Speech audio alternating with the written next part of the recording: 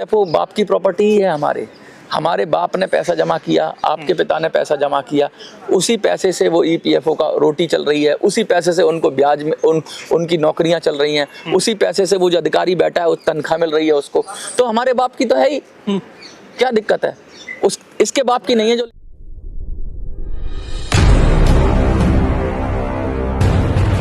जैसे लगातार जो हमारी वीडियो पिछले दिनों आई ईपीएस 95 को लेकर, अब हम देख रहे हैं कि लगातार जो जितने भी पेंशनर्स हैं, वो जो धारक हैं, उनके सबके लगातार कमेंट्स आ रहे हैं, सब अपनी अपनी राय रख रहे हैं, सब अपनी एडवाइस भी दे रहे हैं। और कई लोग हैं जो हमसे सहमत भी हैं, लेकिन कई लोग ऐसे भी हैं जिनके लगातार क्वेश्चन यहाँ पर सर लगातार रेज हो रहे हैं। जैसे हमने अभी हाल ही में फार्मूला को लेकर जो वीडियो हमने बनाई थी, जो हमने बताया था एक फार्मूला कैसे बन सकता है या कैसे इसमें चीज़ें निर्धारित हो सकती हैं, उसको लेकर कई सारे कमेंट आए। आज वही उन्हीं कमेंट्स की चर्चा मैं आपके साथ करूंगा। तो मैं चाहूँगा सभी लोग इस वीडियो को पूरा देखें। ये कमेंट हम ये सब आप सब लोगों के ही सवाल हैं और आप सब लोगों के सवालों के जवाब देने के लिए आज हम यहाँ पर बैठे हैं कि जो भी आपकी क्यूरीज और जो भी आप कहना चाहते हैं, चाहे आप उसमें तारीफ़ करें, चाहे कुछ अच्छा कहें, चाहे कुछ बुरा कहें, या फिर अपने लिए क्वेश्चन करें, क्योंकि कहीं ना कहीं हम सारी बात आप ही लोगों के लिए कर रहे हैं। तो सर, जैसे तो हमने पिछली बार फार्मूले पर बात करी, लेकिन जो लगातार कमेंट आ रहे हैं, कमेंट में अभी पढ़ूंगा, लेकिन उससे पहले ये जो फार्मूला है कई लोगों को पसंद आया, कई लोगों ने कहा कि हाँ ऐसा होना चाहिए, कई लोगों ने विरोध भी जताया। तो ये फार्मूला अगर एप्लीकेबल होता है, कितना बड़ा फ़ायदा हो जाएगा? सबसे पहले तो हमने पिछली बार नया फार्मूला नहीं बताया था कोई, हमने सिर्फ अपनी डिमांड रखी थी और फार्मूले को हटाने की बात की थी, जिसे लोगों ने बहुत पसंद किया।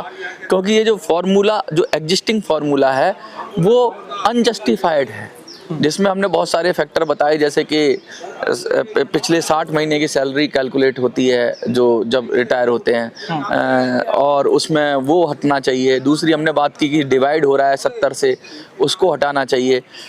और हमने बात की, तीसरा हमने एक बताया कि भाई जो जो पेंशन बनती है ना, उसमें भी उन्होंने वो लगा रखा है, कैप लगा रखा है कि जो कंट्रीब्यूशन है वो 15,000 से ज़्यादा का नहीं हो सकता कंट्रीब्यूशन, और उस फार्मूले के हिसाब से डालें तो पेंशन 7,500 के लगभग मैक्सिमम पेंशन बनेगी, 7,500 से भी कम या 7,500। तो 15,000 अगर सरकार कह रही 15,000 से ज़्यादा तो देंगे ही नहीं वो, ये तो सरकार ने खुद ही मान लिया। तो pension maximum to maximum pension भी जो जिसकी मतलब पूरा जिसका ठीक हो, सारा डेटा ठीक हो, मतलब अच्छे से अच्छी सिनारियों में भी 7,500 ही बन रही है जो मैक्सिमम पेंशन है। उसकी हमने कहा था कि भाई 7,500 जो मैक्सिमम बन रही है ये मिनिमम होनी चाहिए, 7,500 कम से कम मिलनी चाहिए। और ये कम से कम मिल रही है ना, ये हम मिनिमम पेंशन इसलिए कर रहे हैं क्योंकि फार्मूला ही अनजस्टिफाइड है, फार्मूला ही सही से आउटपुट नहीं निकाल रहा है, तो इसीलिए मिनिमम पेंशन की डिमांड हो रही है। अगर ये फार्मूला हट जाएगा तो पेंशन मुझे लगता है कि काफ़ी हद तक बनेगी, अच्छी बनेगी लोगों की। और अगर इंटरेस्ट के ऊपर भी आप लगा लो कि लोगों ने कितना पैसा दिया है, उसका इंटरेस्ट भी लगा लो, जो सरकारें देती हैं सबसे कम से कम इंटरेस्ट देती हैं, तो उसका इंटरेस्ट से ही इतनी पेंशन बनती है कि उसका जीवन चलने लायक हो जाएगा, गरीबी रेखा से नीचे वो जाएगा नहीं।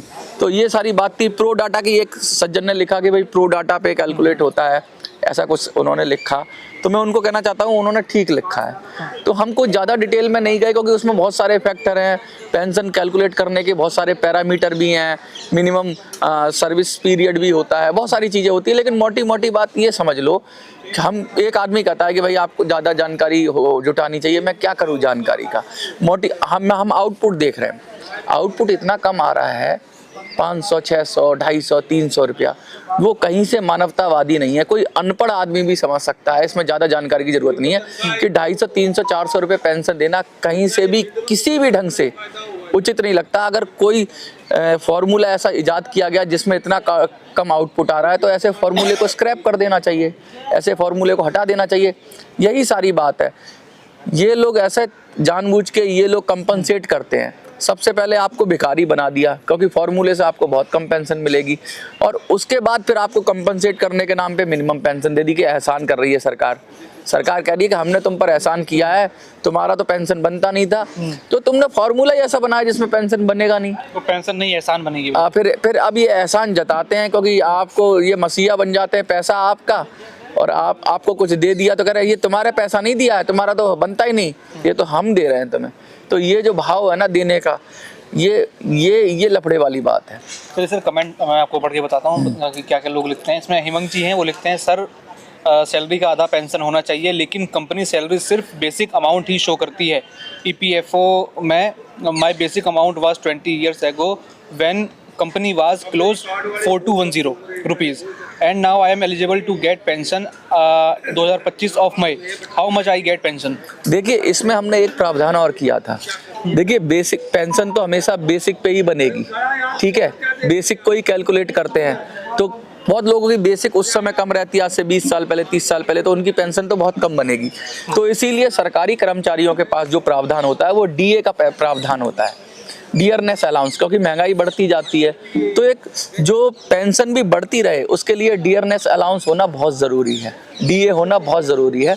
तो हम तो इसीलिए कह रहे हैं कि हमारी एक डिमांड ये भी है कि DA की भी प्रावधान कर दिया जाए, जिससे अगर बेसिक पे किसी की कम भी पेंशन कैलकुलेट हो रही है, मिनिमम पेंशन एक फैक्टर है, उसे बचाएगा। दूसरा उसकी पुराने टाइम पे आज से 20 साल 30 साल पहले जो रिटायर हुए होंगे उनकी बेसिक कितनी होती होगी, बहुत कम होती होगी, क्योंकि मुद्रा का अभिमूल्यन हो जाता है, पैसे की ताकत घट जाती है। तो उस समय जो 4000 में वो चीज़ें आ रही थी, वो उन्होंने लिखा उनका बेसिक अमाउंट 20 साल पहले 4210 रुपये था। हाँ तो बहुत कम है। तो उनका तो उसका भी एक पर्टिकुलर 8 पॉइंट समथिंग कुछ कट के एम्प्लॉयर देता है, ठीक है। तो वो उसका भी परसेंटेज है, 4200 का भी मतलब समझ लो कि 400-500 रुपया जमा होता होगा उस समय, और या उससे भी कम होता होगा। तो कंट्रीब्यूशन कम जा रहा था, लेकिन वो कम नहीं, उस समय के टाइम पर वो पैसा बहुत था। अगर उसका इंटरेस्ट लगाया जाए आज के टाइम पे, उस समय का 500 रुपया और आज के मुझे लगता है 5000 रुपये से भी ज़्यादा है, क्योंकि उस समय जो 500 रुपये में हम जो परचेज कर सकते थे वो आज हम परचेजिंग पावर देखिए ना। उस समय गोल्ड शायद आज से 20 साल पहले 5000 रुपये था, 20 से 25 साल पहले अगर 2001 के आसपास करो तो 5000 था, आज 1 लाख रुपया है, तो 20 गुना हो गया। तो आप समझिए ना कि वो पैसा 20 गुना गोल्ड से आप वैल्यू लगाइए, उस 4000 के अमाउंट से आप कैलकुलेट करेंगे तो हमेशा वो तो एम्प्लॉई है या जो एक्स एम्प्लॉई है, जो पेंशनर है, वो तो खोएगा ही खोएगा। आप 4000 सोच रहे हो आज से 30 साल पहले 4000, लेकिन असल वैल्यू क्या है उसकी? आज के 4000 असल वैल्यू नहीं है, 30 साल पहले का 4000 है या 20 साल पहले का 4000 है। तो मोटी बात ये है कि इनको ऐसे पैरामीटर लगाने चाहिए जिससे कि महंगाई, डियरनेस अलाउंस हो और सारी चीज़ें हों। और पेंशन ये तो छोड़ दो कि ये पुराने लोग हैं तो इनकी पेंशन कम बन रही है, जो नए हैं उनकी भी बहुत कम बन रही है, क्योंकि 5 साल का पीरियड तो ले रखा है इन्होंने, 60 महीने का एवरेज निकालते हैं। एवरेज के बाद भी उसके अंदर मैंने बताया आपको कि उतने से ज़्यादा तो बनेगी नहीं, जो उन्होंने लिमिट लगा रखी है उससे ज़्यादा बनेगी नहीं। तो मैक्सिमम पेंशन भी लगभग 7500 बनेगी, सबसे बढ़िया से बढ़िया। तो वो कहाँ कैसे सरवाइव करेगा? दूसरा का मैंने पढ़ूँ तो इनका भी लगभग यही क्वेश्चन है। प्रवीण कुमार प्रजापति हैं, कहते हैं fully agree with you, government से it social welfare but government officers has made it roast even fund is ours. If I have made SIP of 1250 in mutual fund then I will get amount rupees 1.4 crore from that only I will get handsome fixed return from it. Hence, it is better to have our money back with interest the way EPFO asking demand letter of higher pension with interest.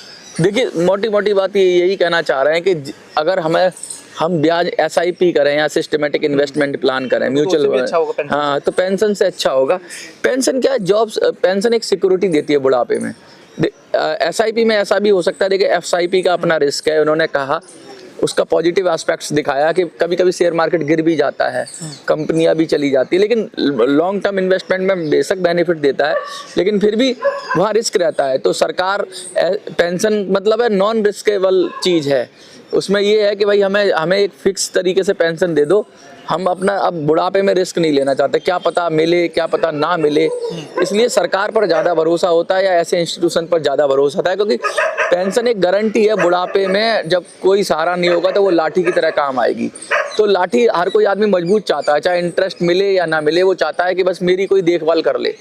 हम बच्चों को भी अपनों को पालते पोसते हैं, हम इन्वेस्टमेंट करते हैं उन पर, उन्हें पढ़ाते लिखाते हैं, करोड़ों रुपया खर्च करते हैं। अगर उतना पैसा हम बच्चों की जगह अगर हम बैंक में डाल दें, आप समझिए बैंक में डाल दें, बच्चों पर ना खर्च करें, हम बच्चे ही ना पैदा करें सपोज करिए, तो हमारे बुढ़ापे में बहुत पैसा हो जाएगा, लेकिन फिर भी हम बच्चों पर इन्वेस्ट करते हैं। क्यों? क्योंकि वो पैसा ही सब कुछ नहीं होता है।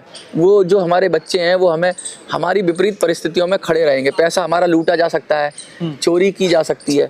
इसी तरीके से शेयर मार्केट में कहीं और पैसा लगाने पे उसमें खोने का चांसेस रहता है, लेकिन पेंशन की जब बात करते हैं, पेंशन एक बच्चे की तरह है जो बुढ़ापे में आपके सारा बनेगा। इसलिए वो पैसा हम कम इंटरेस्ट पर भी लोग पेंशन का लेते हैं। और बहुत सारे लोग कहते हैं यार मुझे टेंशन नहीं चाहिए, मुझे ज़्यादा नहीं चाहिए, मेरी पेंशन मुझे मिलती रहे। तो इसलिए पेंशन एक तरह से आप ये समझ लो, एक तरह से सुरक्षा कवच है आपके भविष्य का, बुढ़ापे का। और उस कवच में छेद हो जाए तो ये ठीक नहीं है। देखिए, इसमें 2 कमेंट है और दोनों ही काफ़ी विपरीत हैं। पहला कमेंट मैं आपको पढ़ दूं, जिसमें रामदास जी लिखते हैं कि महोदय जी प्लीज़ जल्दी करो EPS pension, good God will bless you and your family sir, we are suffering lots of we are poor peoples in India please. और दूसरा कमेंट है, नागेंद्र कुमार हैं, वो लिखते हैं you bloody fellow shut up, आप सब पता है कि बस झूठ बोलते हैं, आवाज़ बंद करो। मतलब इस तरह की भी कमेंट्स जो हैं लगातार आ रहे हैं। यानी हम देख सकते हैं कि एक साथ एक चीज़ के लिए 2 लोग लड़ रहे हैं, लेकिन उनकी विचार कहीं ना कहीं अलग अलग हैं। मतलब कोई बात सुनने तक को भी शायद यहाँ देखा जाए तो राजी नहीं हो रहा। देखिए मैं बताऊँ आपको, पहला व्यक्ति वो है जो उम्मीद से देख रहा है, जिसका आपने कमेंट पढ़ा। हाँ। वो चाहता है कि मेरा काम कर दे, उसे फ़र्क नहीं पड़ता कि कौन कर दे, लेकिन वो जो भी उसके हित में बात कर रहा है, उस हित को वो कह रहा है। अगर जैसे आप सड़क चलता हुआ कोई आदमी गिर जाए तो कोई उसे उठाएगा तो वो उसको ब्लेस ही करेगा ना। अगर वो उठाने की कोशिश कर रहा है तो ब्लेस करेगा। तो जो गिरा हुआ है, जो सचमुच परेशान है, जो सचमुच दिक्कत में है, उसकी मदद के लिए मनोज आए, दौलत शर्मा आए, कोई भी आए, उसे कोई आपत्ति नहीं है। जो भी उसकी हेल्प करेगा वो उसको ब्लेसिंग देगा ही देगा। दूसरा व्यक्ति वो है जो व्यक्ति ये चाहता है कि मैं ही इसकी हेल्प करूँ और क्रेडिट मुझे मिले। तो इसलिए वो चाहता है कि अगर कोई आदमी गिर गया है, कोई पेंशनर गिर गया है, तो कोई दूसरा ना उठाए, मैं उठा के मैं क्रेडिट लूँ। तो दूसरा क्यों कर रहा है किसी की मदद? इसलिए उसके पेट में मरोड़ उठ रही है, उसके पेट में दर्द उठ रहा है। मैं तो कहता हूँ तुम भी करो, सब अपने अपने तरीके से काम करें, सबको अपने अपने तरीके से काम करने का हक है। लेकिन कोई आदमी कोई गिर रहा है, करा रहा है, चिल्ला रहा है, सपोज करो मैं ही मीडिया वाला हूँ, आजकल आपने मीडिया वाले ऐसे भी देखोगे, कोई आदमी अपने को आग लगा लेता है। हाँ। ऐसा हो जाता है, तो उसकी हम वीडियो बनाने में ज़्यादा लगे रहते हैं, ना कि उसकी आग बुझाने में। बिल्कुल। ठीक है, तो ये जो पेंशनर के जो तथाकथित नेता हैं या जो इस तरह के कमेंट करते हैं, ये चाहते हैं पेंशन का मुद्दा सदैव चलता रहे और इस पर उनकी दुकान चलती रहे। कोई आदमी आके उस आग को बुझाना चाहता है, कोई आदमी आके उस पेंशनर का हक, तो इनको डर लगने लगता है यार। तो ये कहते हैं चुप हो जा, तू क्यों आ रहा है, ये तो हमारा सोफिस्टिकेटेड फील्ड है, इसका तो ठेका हमने ले रखा है, ये तो हम ही काम करेंगे। तो ऐसे लोग, ऐसे बदमाश लोग, बदमाश भी कहूँगा, ऐसे बदमाश लोग भी हैं इन बुजुर्गों में ही हैं, कुछ बहुत कम है। आप देखो ना, आप एवरेज निकालो, आप अगर आपको एवरेज मैंने निकाला कि बहुत लोग कह रहे हैं I am agree with you, आप सही कह रहे हैं। सब कह रहे हैं कि हाँ आप बोलिए, हम आपके साथ हैं। ये बहुत सारे कमेंट है। जैसे कि एक कमेंट है उदयपुर राजस्थान से, ये प्रूफ है कि हमारी जो वीडियो है जो लोग देख रहे हैं, संदेश पूरे देश भर में पहुंच रहा है। उदयपुर राजस्थान से हैं, मनीष शर्मा है, लेकिन कहते वो ये हैं कि you are complete right, both Vidya Mohale I also very needed, I was retired from MMPS school. हाँ, देखिए मोटी बात मैं क्या कर रहा हूँ कि बहुत सारों को तो ऐसे नियम बनाए हुए हैं कि पेंशन के लिए एलिजिबिलिटी एक मिनट आपको माफी चाहूंगा, लेकिन इसमें कुछ लोगों ने ये भी लिखा है कि कमल तिवारी जी हैं, लिखते हैं we need no pension, kindly return our contribution with interest, your honour will be respected. और कुछ लोग लिखते हैं कि EPS 95 pension calculation formula to be rectify. ये 2 कमेंट है, आप देखिए। हाँ देखो, रेक्टिफाई वाला तो हम कह ही रहे हैं कि रेक्टिफाई का मतलब है इसको सही करो। ठीक है, इसको हम तो कह रहे हैं पुराने फॉर्मूले को फेंको, और नए तो वो तो मेरी बात कही है, तो वो तो समर्थन वाली कमेंट है। और दूसरा वो कह रहे हैं कि हमारा पैसा ही वापस कर दो।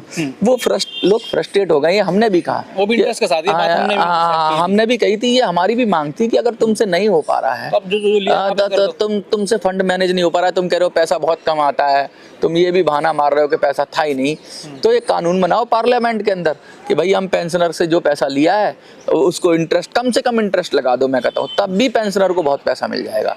तो अगर तुम फंड को मैनेज नहीं कर पा रहे हो, उसको अपनी देश के विकास में यूज नहीं कर पा रहे हो, क्योंकि ये पैसा इकट्ठा होता है, ये देश के विकास में यूज होना चाहिए, इस पर रेट ऑफ इंटरेस्ट कम दे दो, तब भी उसको इतना मिल जाएगा। मुझे लगता है कि वो अपना जीवन चला लेगा, कहीं कुछ काम कर लेगा या कहीं कुछ इन्वेस्ट कर देगा, ब्याज पर ही उठा देगा, कहीं भी लगा देगा, तो उसका काम हो जाएगा। तो मोस्टली जो कमेंट है ना 99%, मैं 99% बहुत बड़ी बात कह रहा हूँ, मैं खुद मेरे चैनल पर और आपके चैनल पर मैं देखता हूँ, पढ़ता हूँ कमेंट, और ज़्यादातर आते हैं तो बहुत लोग, बुजुर्ग लोग ज़्यादा आपको क्रिटिसाइज नहीं करते हैं, वो तो उल्टे सीधी खबरों को भी देख लेते हैं।